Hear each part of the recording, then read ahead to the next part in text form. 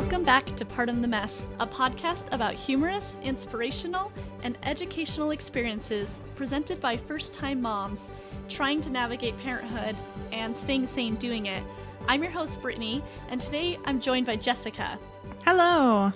This is episode 17, and today we're going to catch up with you and then talk with a special guest, Chante, from Let's Talk Sis. She was kind enough to agree to come on our show to talk with us and answer some questions regarding raising a new generation to advocate for others, fight racism, and embrace differences. So we'll look forward to talking to Chante soon. Okay, so who wants to go first? That's normal to say when we have Cody, but it's just between us two. I will go first. Okay. I have some really exciting news. Jamie can officially roll over. Yay! Only from front to back, but he did it a few times over the last couple of weeks, but it was always like a total accident. But within the last probably 2 or 3 days, when you put him on his stomach now, he will try to roll over and do it on purpose. So Intentional. I'm officially declaring an intentional rollover. We're very excited for him. It's been a long time coming. He still has made zero attempt to roll over from back to front. He just really likes being on his back right now and grabbing his feet and stuff. So I don't know that will happen anytime soon, but he's happy being on his back and rolling over from front to back. So we are happy. That's awesome. And to be fair, I can't say this like scientifically, but I think that there's typically a period of time. It's not like they're supposed to happen simultaneously, you know? Yeah. So that's exciting. That's really great. My catch-up or report is I've been super thirsty. I don't know if you were extra thirsty since you delivered or if you remember during your pregnancy. I think you're generally a pretty decent water drinker, right? Like before pregnancy. Yeah, before pregnancy, I was drinking probably 3 quarts, maybe a gallon of water a day already. But I come from a very humid climate. And so immediately upon moving to Utah, I was extremely dry all the time. So I have to drink water. I have to have water with me at all times. So I don't remember noticing a huge difference from being pregnant or even after delivery. But I could be drinking more, honestly, because I have the same cup that you do, which is this is also a quart. So, yeah. And I drink I would say probably 4 or 5 of these a day. So I may have gone up a little bit in water drinking since giving birth. Well, as long as you're not more thirsty, then I guess as long as you're getting your needs met. But it is hot. I mean, maybe that's because I've been more thirsty in the last couple of weeks because it's been so hot. I just switched to a new thyroid medication, and I was talking to a friend about it the other day, and she said, I was talking to Phil about it, and he's like, maybe it's your new medication. And it didn't even occur to me, I was on the same medication. I'm just going to estimate for like 4 years. And then my doctor, when I was pregnant, she was encouraging me to switch to levothyroxine, which I guess it's a synthetic, but it's more easy to manage and stuff like that. And so she really encouraged me to be on that, but I wasn't a fan of, one, I didn't want to switch up things like when I was pregnant, and 2, I was like, I had in my head, like, if I'm on a natural something, why would I want to go to a synthetic? And I was getting wrapped up in that. And so I kind of dug in my heels, and she said, okay, well, we'll watch it. We'll keep monitoring your thyroid and then see. And I went the whole time. And now my kids are over a year and a half old. And I got a call from old pharmacy that said that I might have a medication that was recalled, but we couldn't find out any information. She called around to different pharmacies and was like, do you want to just switch it anyway? And I thought, okay, well, I guess. And now I'm like, this tastes bad and I'm thirsty, and it says that I'm supposed to take this in the morning, and I'm not doing that. And it says I'm supposed to take it an hour and a half before breakfast. I barely even get breakfast, for 1, and 2, I barely even remember to do anything in the morning. It's just like I'm finding things to be upset by, So it's good to be on medication, but it's also a bummer when I change to something I'm already not a big fan of, and then it's like, and now you have to rearrange everything else in your life. I did not sign up for this. So that's how I felt about birth control because of the hormone issues and everything. And I would go to a different doctor every year pretty much.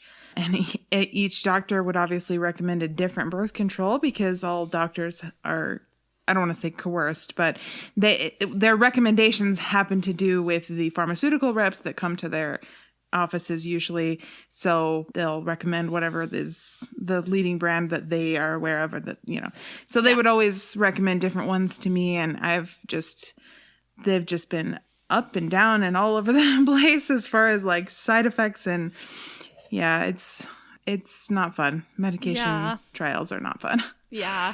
So we'll go ahead and do our product praise. So the product I wanted to share with you guys is Tom's of Maine natural prebiotic hand soap. And this is unique. I've never heard of this before, but I really like this. So I found this on Amazon.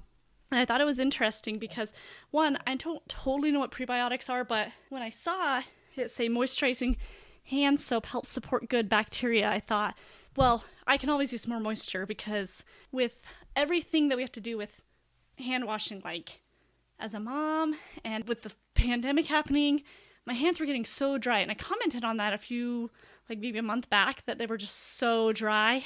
And so I got this, and it really helps. It really does. So I was really happy for that. It's very watery, though. I don't know if you can see in the video. It's actually not that easy to see. But yeah. I can see. Yeah, it really. Interesting. Yeah, it's like as thick as a smoothie, kind of. Instead of So it's not very sudsy. It doesn't lather. If you're a fan of that, if you like the foam soap and that satisfaction, it's not going to give you that. But my hands feel dramatically less dry when I use this. So I'll probably be getting more. And then, for just reference, this is blood orange scent, and it smells very nice. So again, that's natural prebiotic moisturizing hand soap with that. It says it helps support good bacteria. So kind of like that. Awesome. I love citrus scents. Oh, and if I didn't say it again, it's Tom's of Maine, which I've only used their deodorant, and I didn't love, but I did love this. So, all right. Well, it looks like Chanté is here, so we're going to bring her on the call. Hi. So good to see you. Good to see Welcome. you. Thank you. Thank you so much for joining us today. Yeah, of course. So we'll give you a little bit of a background, and then we'll jump into our discussion. So we've known Chanté for a little while, a couple years at least, and I've always been a fan. I just really admire your ability to deliver information with love and kindness, and, well, I'm getting ahead of myself. That's true still, but I'm getting ahead of myself. So let me tell you a bit about Chanté. So she grew up in a biracial marriage, and her mom was white and her dad was black, and she went to college and majored in dance and psychology. She's taught for a long time and always had a love for being around and teaching children, but recently her love for informing and helping others better understand and show love for different cultures has started to blossom, and she's found that passion. And so we're excited to have her come on this episode because, as anybody is aware, there's a lot of division in our country, and we, the hosts of Part of the Mess, felt very passionately about trying to better understand how we can be advocates and help the next generation, our children, and others who are listening, be able to raise children who are anti-racist and advocates for all cultures, and anybody who's the underdog who needs that support and that lifting. And like I said a minute ago, I've always admired Chanté's ability to deliver information that might be hard to swallow, but in a loving way. And so we were really grateful for you giving the time to come on. She and her sister run a page. I don't know if they call them on social media. Run a page? Have a page? Sure. Yeah. Called Let's Talk Sis. And they have the same tone of love and open-mindedness. And so we invite you, as you're listening to this podcast, to listen with an open heart as well, because we're here to learn. Jessica and I are students as well. And so I would like to ask you, Chanté, if you would like to say anything more about your background, and then if not, if you could share with us a little bit about what brought up your sister and you creating the Instagram page. Yeah, of course. Well, that was a great introduction. Thank you. Thank you. So this is something that both she and I have been discussing for years. Like, we want to get into schools. We want to start teaching kids. We understand that children they are our most humble and receptive audience, and they are our next generation, and if Yeah. we're going to start, curing problems and fixing things, like let's start with this upcoming generation. And so we've sort of put it to the side because mom life and things are Right. hard and things are stressful. And we will have these big ideas and then think, you know what, now's not the time. And that has sort of been what's happened time after time. And then recently, my sister's children have had some really hard and negative experiences in their elementary school because of the color of their skin. And it's more traumatic to see a child and a child you love go through something like that than it is to experience it yourself. And her two oldest kids were just crying one time, and they turned to their mom and they said, "Mom, fix this, like make it better." And that was sort of the turning point where she's like, "Yep, like now's the time. I can't wait any longer." And we don't really do things solo. We fly together. So if she's going to do it, I'm going to do it. And we jumped in head first. That's so admirable because I'm sure everybody, every mom especially, has had great ideas and been discouraged because, like you said, life, right? And so that just shows that we see people, influencers online, and sometimes I think, well, they can do that because they don't have anything else going on in their life, and and different things fall into place to make people have these experiences. But you guys took a real important topic and made it happen, and you're still, for any of you that are listening, if you go out and you follow Let's Talk Sis, which we encourage, that you keep in mind they're still moms. Their families don't take care of themselves just because they have a message to share. And so that just shows how much of a sacrifice it is if they're willing to help people to make this world better. Well, and it's been a cool thing because we have had so many moms reach out to us, which is part of the reason we started this page, as we kind of entered into this journey of let's start teaching. My sister and several other powerful women of color in the community organized an assembly at our children's school, and I was able to be involved in that. And then we had so many moms saying, we want to help. We want to start in our homes, but having no idea where to start. How do you start this discussion with your kids? And especially if it's not something that you've been open about in your home and you've chatted about every single day, it can feel uncomfortable as a parent. And we were struggling to respond to all these text messages and phone calls and Marco Polos and all of these things that we thought, let's start an Instagram page so we can start answering these questions in the masses as opposed to just trying to get back to one person at a time. But we have been met with so much love. Like, people are so receptive because they want this. They want to be that goodness and that light, and they want to share it. And it's been amazing to see. That's awesome. Would you inform us or help us understand some of the things that you talk about either on your page or in the schools? Yeah. So on our page, we're kind of gearing it towards parents, moms. You don't have to have kids to be teaching and sharing, but our idea is that if it can start in the home, it's going to reflect into every aspect of your life. But what we found in this process is that before it can start in the home, it's a personal thing. It takes self introspection, education, and really kind of just pushing down those walls and saying, I'm not going to be offended. I'm going to choose to absorb and to take in other people's experiences. And that's sort of the first step we share on our page, is that especially as a parent, you have to be ready to teach it. And it takes some personal work to do that. And so we have been starting to give tips on, how do you get ready to teach this? And a lot of it is do your research. You know what I mean? And there's no one book, there's no one website. It's kind of that you have to take a step back and say, I probably didn't learn everything about Black history and about all the many cultures that I'm surrounded with in high school or junior high. So I'm going to jump into learning about specific people and specific events. Like, what do we know about the civil rights movement? And in knowing that and making the connections that it was so recent and people are still feeling hurt and pain from that, it helps to draw a lot of insight to where we are now, you know? Mm-hmm. And I think to just be comfortable with these topics, be comfortable reading about slavery so that when you teach your children, it's not something that you're trying to avoid things or you're feeling panicked about. You can share and express that this was a painful, horrific time. And here are the connections that still exist in this country. And here's what we can do to help, you know? Yeah.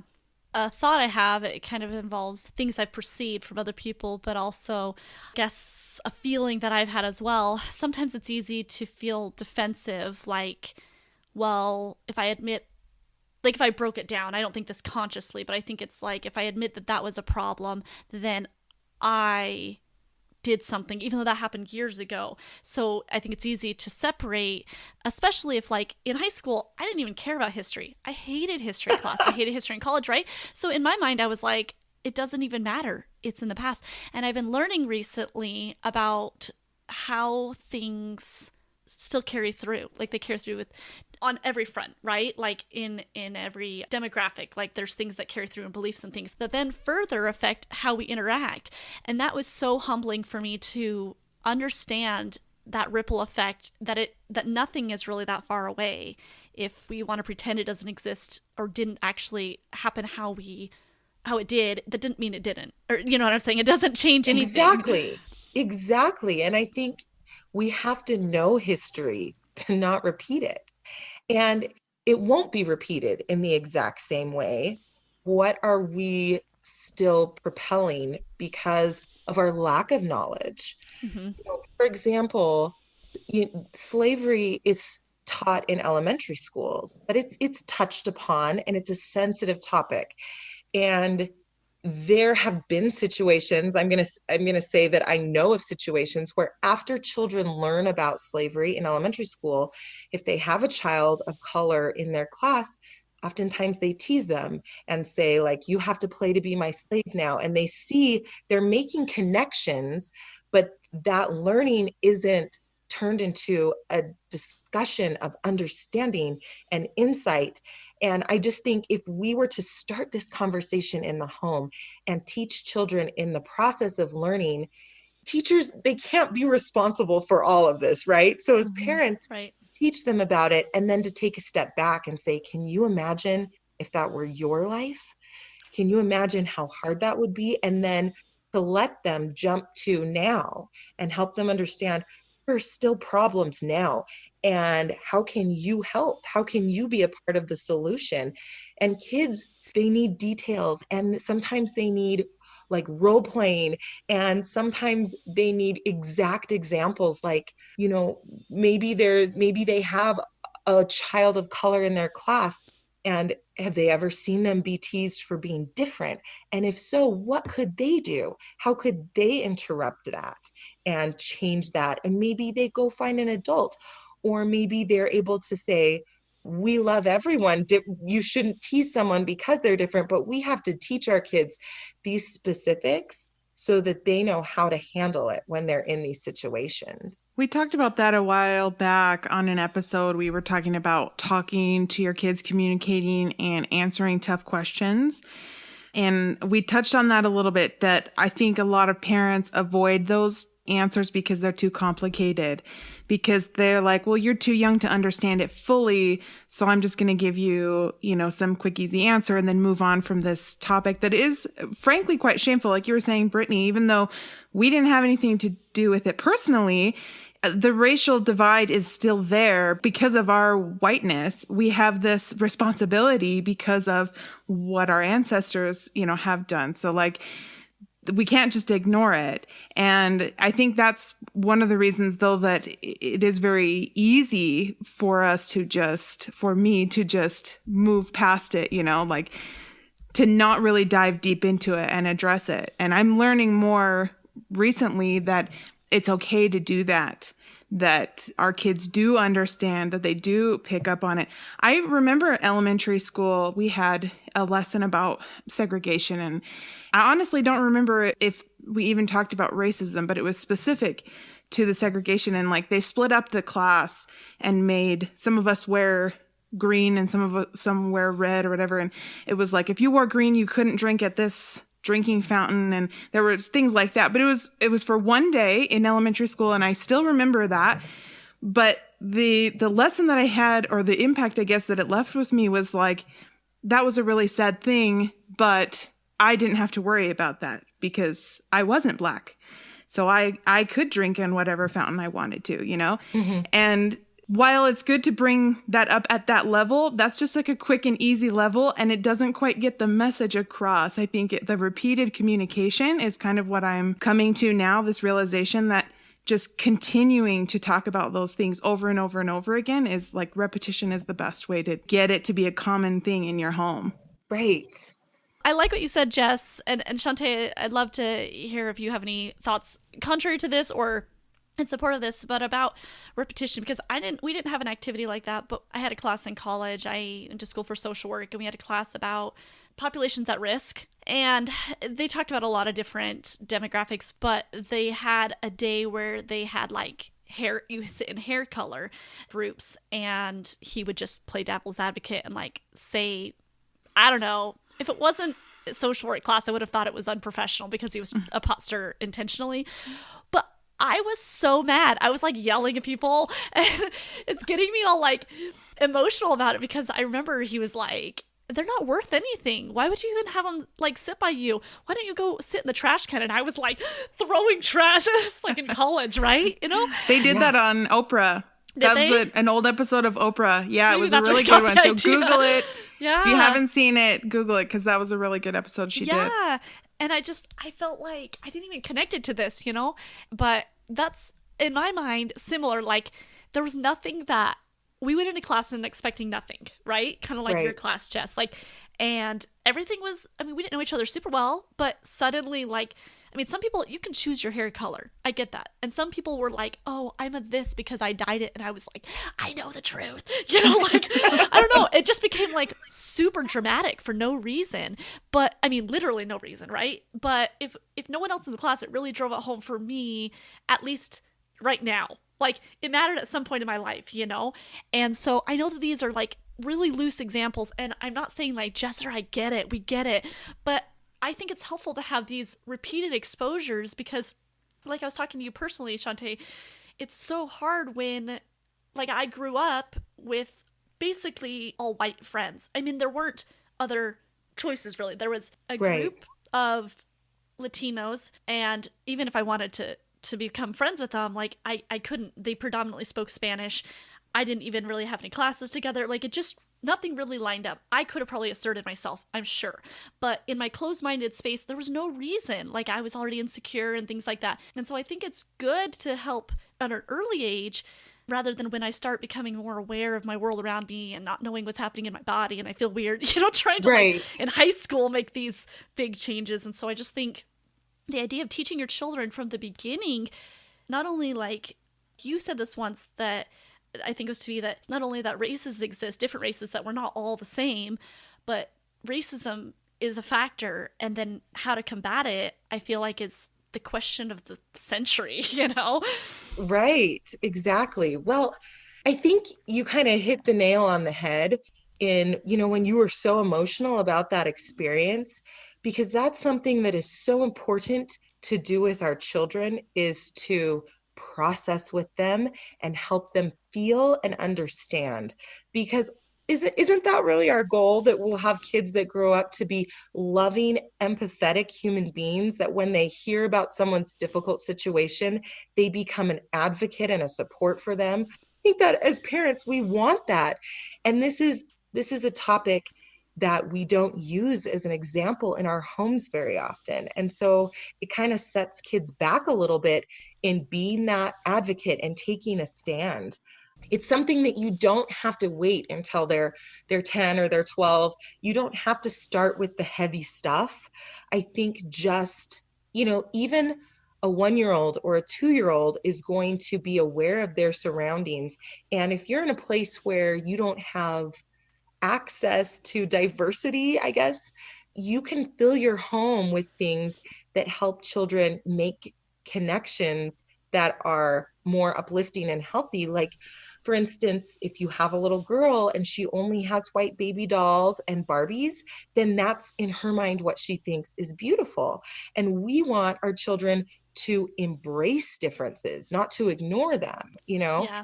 And so, what children's books do we have in our home?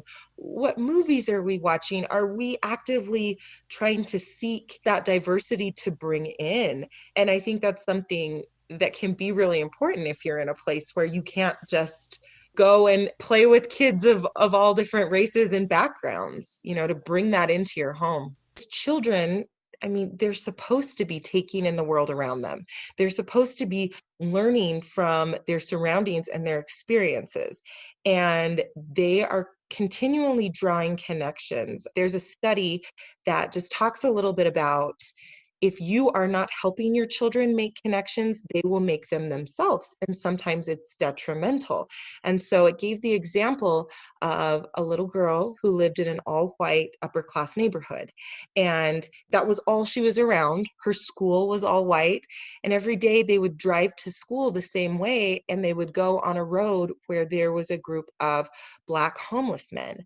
So her family never talked about it. It never was a discussion about homelessness or about, you know, lack of jobs or money or any of these things. Those were the only Black people she had ever seen. So she on her own made that connection. You know, Black people are scary and they live on the streets and all of these things that naturally kids, they do that. And as parents, we have to help guide them through these connections so it's not hurting them and their perception of the world. I love that. There's a book you had shared with me that I don't know if you, I can't remember the full title right now. That We Shall Overcome. Yeah. Would you be willing to talk about that? Yeah, it's a book we were actually recommended. We didn't find it ourselves, but once we had our hands on it, we were like, this is a gem because it takes you through starting with slavery through the civil rights movement all the way. I mean, it was written several years ago, so it obviously maybe it needs a part 2 to touch on this year itself. But it's speaking in kids' language, and it's something that, as I've had so many parents reach out and be like, we're scared to have these conversations, it's a tool that they can use. They can sit down and read 3 pages with their kids and they can discuss what happened. And it gives them these guidelines and these in a simple story form for children. And then they can talk about, they can relate kindness and they can relate all of these different things that kids connect so well to. But I just feel like it's really helpful for parents sometimes to have that as a basis. So they're not just like, okay, well, let's talk about, you know what I mean? Yeah. Would you say that a heavy topic like what we're talking about today, talk about that with your kids, could be relatable in intensity? I mean, to some of these other scary topics like talking about sex or talking about drugs or whatever. And so we've talked in other episodes as well as posts on our social media about how there is, like what you're saying, tools to work up to that you can start with small conversations throughout their life and not wait until they're heading to the party, you know? Yeah. Like, oh, don't have sex and don't do drugs as you're driving. Right, you know? exactly, because you will have some really huge unfortunate issues if you never teach them the things that they are supposed to watch out for and look out for. And I love that you brought those up because my sister and I talk about this where parents are nervous to talk to their kids about sex, but you don't tell your 3-year-old everything, right? Yeah. Because you understand their development and their processing, but it should be a continuation of a conversation as opposed to one big, here you go, and oftentimes too late, you know? Yeah. And so what is your 3-year-old ready for? Well, they're ready to talk about different parts of their body and to be comfortable with that, you know? And so in this conversation, what is your 3-year-old ready for? They are ready to know that some things are alike and some things are different. And look at how beautiful these different things are. And there are so many children's books. Like you can go to a library and find so many children's books where they can see, oh, look at this Hispanic family or a Black family, and they can start making those inferences in an uplifting light, something that they are happy to learn about that is comfortable and it's known, because we fear the unknown. And you don't want to send your child to school and for the first time they start seeing, diversity and they are nervous. That's the last thing we want, Yeah. So I know a lot of moms in particular, just because that's a lot of who we interact with, white moms have expressed feeling inadequate to have these discussions. And you've talked about some ways that you can approach it. So I'm wondering what you would say about children, or adults too, but if children talk to their friends of color, ask them questions, is that appropriate? Because I don't know if we would be, I don't want it to be like, we're going to give you all the information and now you're going to be woke, because clearly it's not possible for us to give the full picture. But I also know that there's some level of sensitivity that needs to be there, and how to navigate that is completely foreign to me, at least. Well, let me just start with this. So white mamas out there, you are a powerful force for good. And I think it's important to realize that your voice is loud and it is strong and it can affect generations to come, and not to get lost in maybe the feelings of guilt or inadequacy, but to just say, here's a problem and I have the ability to help my children. And in that, you can change generations. So acknowledge that you do have that strong, powerful voice and don't be afraid. The other thing is, let's teach our kids the golden rule, So would your child feel uncomfortable if someone came up and started like petting their face and asking about their skin color? They probably would. And it's not to say your child means anything negative, because kids are curious creatures, right? And they want to know and they want to understand. And like my 1-year-old tonight was licking the bottom of his dad's shoe and I was panicked, but he's curious. Right. To start teaching that do unto others, like, would you want them to do that to you? And we teach that if someone hits you or kicks you, but should you stick your hands in someone else's hair? Well, do you want all your classmates' hands in your hair? And so just so they can take a step back and think, would I be comfortable if someone did this to me? And if the answer is no, then probably not to do it. That's awesome direction. Thank you so much. Yeah. So I had one more question, but Jess, do you have any questions or anything? I didn't. I just wanted to tack on to that, because I'm reading this book and I'm not going to fully, I have it right here, Raising White Kids. I don't know if you've ever seen this, Chante, at all, but I've been doing a lot of research about books and things and following some new Instagrammers and stuff. And this one was the one that kind of spoke out to me, and I started reading it, and it touches on a lot of those things that you were just talking about.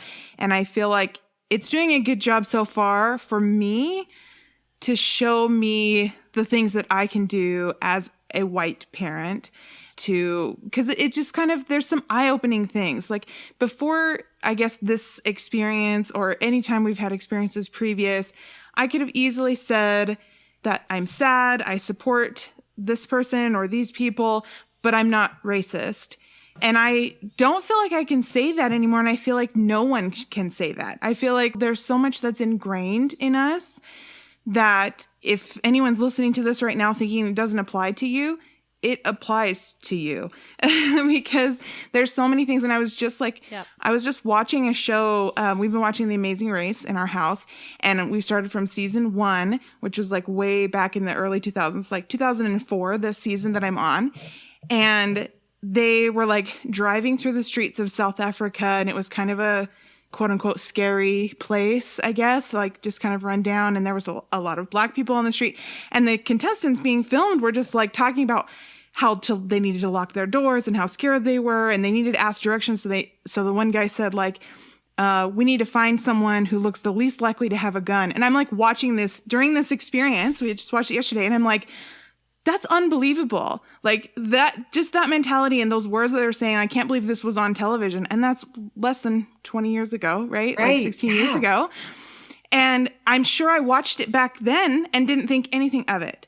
And I'm sure that's true for a lot of people. And these subtleties are really just like the more I read and the more I try to expound upon my knowledge, the more I'm seeing these subtle things that are in our everyday lives everywhere. And that would be great if I was watching that with my son and he were old enough to understand that, because he's only 5 months. That would be a great opportunity for me to point that out, that that's, not the correct way to act or to talk or, anything like that. Like those little things happen all the time. And I'm seeing those more and more now. And their opportunities are just everywhere for us if we open our eyes enough. Yes, yes, yes, yes to everything you just said, because I think it's so easy for people to say, I love everyone and I accept you, because truthfully, the majority of people are not doing horrible racist things to their neighbor. That's not the common thing right now, though it still exists, and we have to understand that it still exists. But the common things are those microaggressions that you just mentioned. It's the subtleties. It's the things that for so long have been culturally okay. And it takes recognizing our unconscious biases so that we can do exactly what Jessica did and say, oh my goodness, that's not appropriate. How would I feel if people were thinking that about me? And these are things that are kind of built into our culture. They really are. And if you think of how recently these huge events, segregation was just, for me, I'm older than you guys, but for me, only a teeny bit. I was really? Gonna say, are you? It was like a generation ago, like Ruby Bridges, reading about her and realizing she's my mom's age. Like my mom could have been one of her white classmates that her parents wouldn't let her go to school because she was there. Like that was, for me, one generation ago. And so these things that were so ingrained in kids, like, oh, you can't play with a child of color, you can't this, that doesn't just disappear. We start trying to be more accepting, be more loving, but that's not enough. We have to be recognizing these microaggressions and these small things that are embedded in our culture, really. I have a question. I'm curious, since you were raised in a biracial family, did you have the discuss, or did your parents have the discussions with you that we've been hearing about? Like, I mean, I don't know how to specifically refer to it, but like the discussions, like the safety discussions, like people talk about, or did they do the things that we're talking about right now, like talk about how there's race, or was it like people say you didn't have a choice? You experienced it. You had to have discussions about, do you get what I'm trying to ask? Yeah. So my mom, she really tried to prepare us for the world she knew existed. And she knew it was a harsh world. And I remember before we started high school, she had a conversation with my sister and I and said, it's not going to be the same for you. You have to present yourself better and be more eloquent and more poised and always be on your very best, because people will be making judgments of your skin color and you have to prove them wrong. And I never thought anything of that. That was my life. And I did that. I wore skirts and heels, and I shopped at Express for women in high school because I felt like I had to put that out there to be taken seriously. And it's like always professional. Always. Yeah. And I actually had an English teacher my freshman year in high school who apologized to me at the end of the year. And he just said, I'm sorry, I thought you were like the other brown girls I taught, and you took it so seriously and you got such good grades. And I remember I wanted to be like, thank you, but it just didn't sit right with me. Here he is showing I have these biases and you're different, Yeah. And it was one of those really uncomfortable situations for me. But my mom knew she had to prep us. My father died when we were young, so we didn't have that Black influence. We had a white mom who understood and knew the world was harsh. And she did a really good job of teaching us how to survive. And when I married my husband, he was like, why do you always get so dressed up for doctor's appointments? And I was like, because I want them to take care of me. I want them to take me seriously. And I don't want them to think that I walked in off the street corner, and that, I want them to know that I'm educated and all of these things that now I'm like, it's tragic. And I didn't even realize it at the time that it was that different because it was just what I had to do. Yeah, thanks for sharing about that. Yeah. So I have a question because you did marry a white man and you do have biracial children. Mhm. How do you communicate with them about them being black, but also white? Because there is kind of a lot of, I guess the general theme that I'm seeing is that you can, be proud to be black, which is great. But then some people are also saying that you should kind of be ashamed to be white. And I don't like that message either. And which is why I like this book, because I think it's written by a white woman. So she's talking about doing both, about how they're both special and that kind of thing. But how do you give that message to them, I guess, without making them feel bad about either one? That's a great question. I personally, I'm going to speak for myself here. I don't think that shame and guilt propel us anywhere. I think they're negative things that no matter what, it's not going to benefit us in any conversation. And so I don't like people taking on the shame and guilt of whiteness. I think that instead to take on a proactive, this is where we've come. It is wrong. Let's accept that this is a horrific history that connects to us and that we have a powerful voice to influence and change it. And that's what I try and teach my son. He knows he is a quarter black. He's so proud of it. He's like, that's why my hair's curly, right, Mom? I'm like, yeah. And he knows the history. And we've talked about segregation. And I try and do it in a way that it's appropriate for a 7-year-old, but we've painted the picture for him that because he's very light skinned, he has blue eyes, that at that time, he probably could have attended white schools and his cousins couldn't. So we've talked about he couldn't go to a swimming pool with his cousins or drinking out of the same drinking fountain.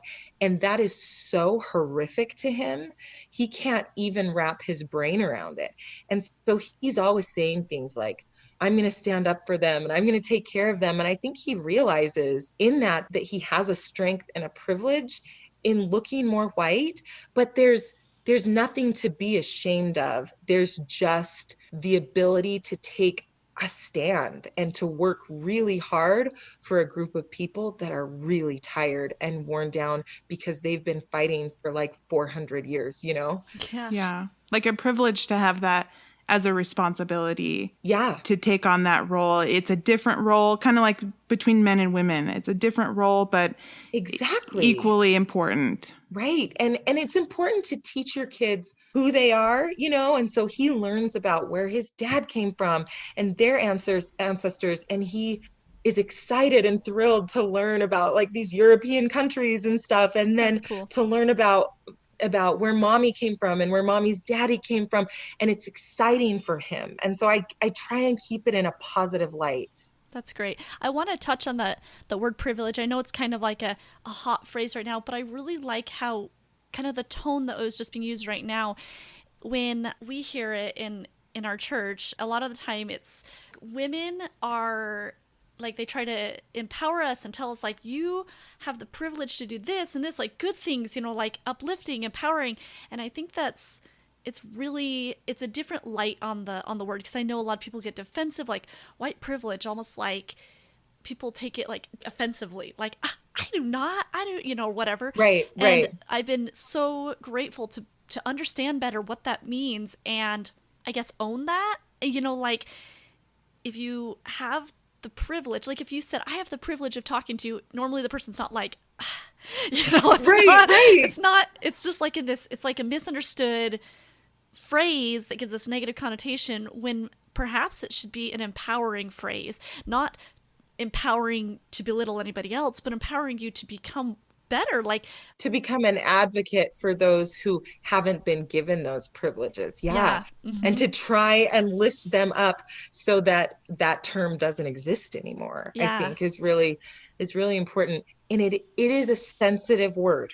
I have learned this.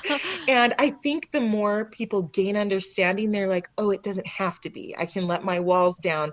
And I think it's important to establish that it does not mean you didn't have a hard life. Mm-hmm. It doesn't mean that maybe you didn't come from poverty and deal with sickness and have a one-parent household and you couldn't afford to go to college. It doesn't mean that. It is simply saying that your difficulties in life were not because of the color of your skin. Right. And I think just how I teach my son, he literally, it's not even like I have to break it down for him.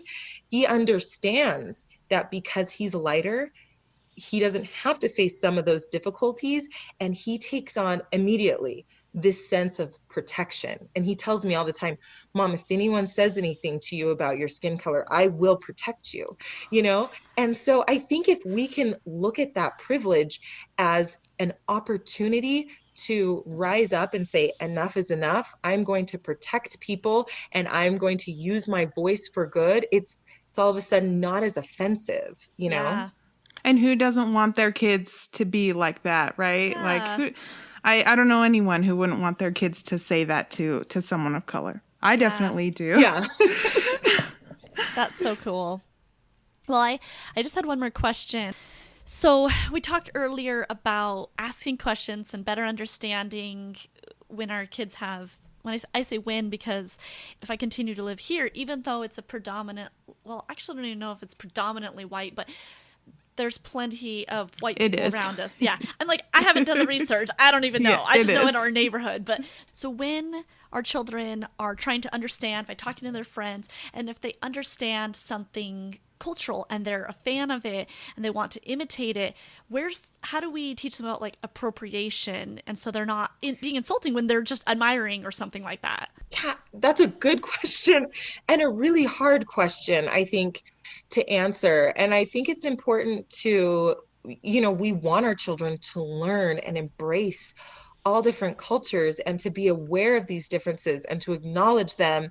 But we have to make sure we're not utilizing them for self-gain, if that makes sense. And that's a hard thing to teach a kid, you know, but really, I don't even know how to express myself well in this, but yes, we want to learn and we want to embrace other cultures. But if they're trying to mimic other cultures because they feel like I'll look cool, or, you know, that maybe we pull them back a little bit and say, kind of what I said earlier, what you'd teach a little kid is, well, how would that make you feel if people were taking things that are about you and trying to use them so they feel cooler or whatever? I don't know if that makes sense, but it's a hard topic. Yeah. So if somebody's not sure if they're doing something unintentionally that might be not culturally sensitive, I guess, is it just giving yourself grace as you learn things to change and then trying to be better in the future? Right. And I think people are genuinely trying, and these terms are becoming more commonplace because we're seeking understanding. And so it's just one of those things where we want to be really respectful. And I know like Halloween costumes have been a popular topic, like dressing up like a Native American or like a Black person, and it takes away from them as a human. It makes it almost seem like this character. Yeah, exactly. And so we have to be trying to be so respectful of human life and understanding that it's not just something to parade around. It's part of who they are, you know, and that's probably just a really important thing to try and apply across the board with everything, you know? Yeah. I really love that. And I appreciate you talking about that, but also how you worded it there, recognizing like who they are. Because like you said, applying it across the board, I could reflect on so many times that it was easier to like categorize things in a certain way, and that's, I think, perpetuates stereotypes and minimizes the effect or in our minds, you know. And yet if it was said to us, and I know I visited Australia a few years ago, they said some things to me about Americans and I was like hot under the collar about it, and I was like, you don't even know me, and they're like, well, you're doing all the stereotypes right now, so, and I was like, I am not, and they're like, you still are, and I don't even know what they were, you know, but they were we're just probably saying it to make me mad, but it's probably like they get mad over nothing, Americans, you know. But I just hated it, and so I think it's really good for me to keep remembering these things. Like, how did I, like you said, like, how did I feel in these times, and do I want to feel marginalized? Do I want to feel like an outcast? When Jess and I were talking about this earlier today, in reality, nobody ever wants to feel put down, and we feel like if we can get a leg up, if somebody else is beneath us, we're not the whatever. Yeah. And it's a hard process to be introspective and to say, oh, wow, I've done that. Oh, I do have that bias. Oh my goodness, I've said that to someone, knowing that it maybe wasn't an openly racist thing, but it was feeding into the negativity that we still feel today, you know? And that's a hard thing to process. None of us want to recognize things we're doing in a negative light, but it's an important part of the process. I just think ultimately, as people are seeking to do more and to do better, to make sure that it doesn't get like ruffled up with politics and with heavy things, that we keep our eye on people and the sanctity of human life.